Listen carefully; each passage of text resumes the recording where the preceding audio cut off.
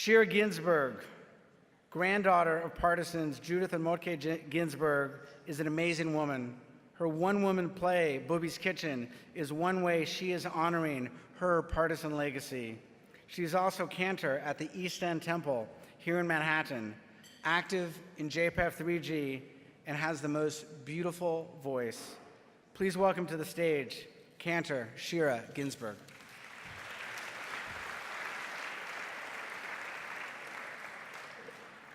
Thank you so much, Mitch, and good evening to all of you. It's really an honor and a privilege to be celebrating the lives of these incredible partisans and the legacies that all of us here, 2G, 3G, and I think I saw some 4Gs out there that all of us have inherited. So thank you for inviting me for just a few moments to speak with you. About a month ago, my younger cousin, Jonah, who is now a freshman in high school, called me and asked me if I could answer some questions about our Bubby and Zadie, Judith and Motke Ginsburg, for a paper that he was writing. And within 2 minutes on the phone, I had him pull up the JPEF community page where my father and I had posted the stories of my Bubby and Zadie and great Uncle Tzalka just a month before. His response was, "Oh my God, this is amazing. This is so cool. How did this happen? This is so cool." So I don't know about you, but when I was growing up, I was surrounded by the extraordinary and often unthinkable stories about the heroism of my Bubby and Zadie. But the stories that I heard and that I tried to retell were never linear.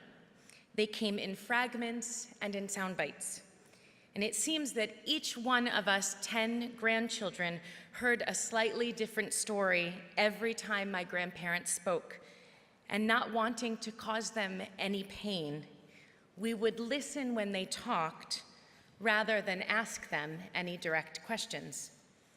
Understanding their stories required the piecing together of a puzzle whose pieces were laden with heavy emotion and sadness and pain, and also pride and triumph. 8 years ago, when I sat down to begin writing my one-woman show, Bubby's Kitchen, I realized that listening just wasn't enough.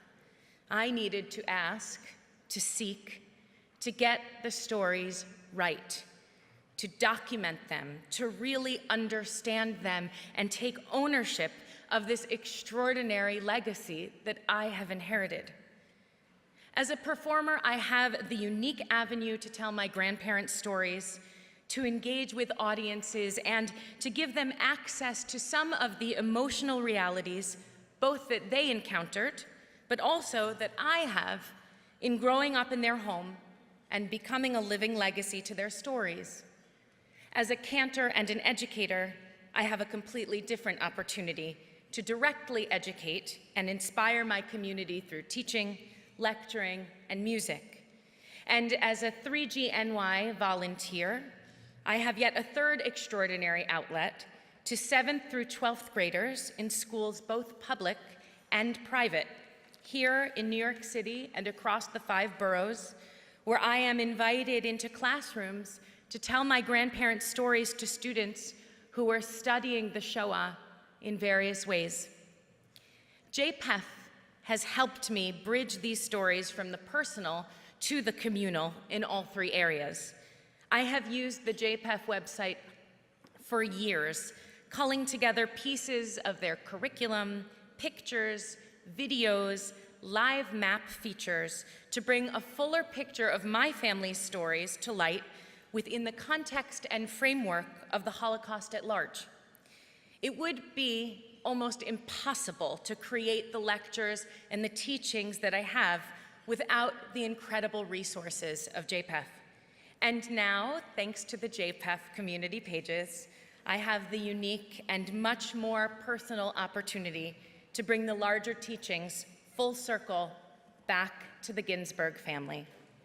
Having a public outlet to tell my family's stories, accessible quite literally to the world at large at any time, with the stroke of a few keys, is extraordinary for so many reasons.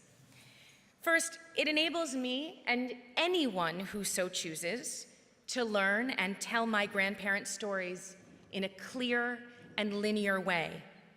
Secondly, it serves as an accessible resource for people to reference and return to again and again. Third, it makes the inconceivable realities of the Holocaust personal, and therefore learnable and relational.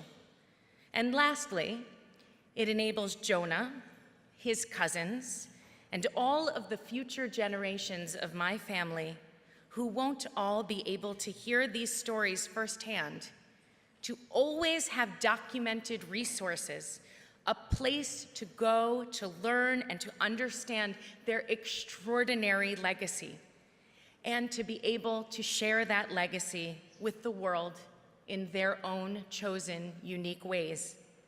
So I want to take this opportunity to personally thank JPEF. May your work continue to inspire, to educate, to affect the much-needed awareness and change in our very broken world. Thank you.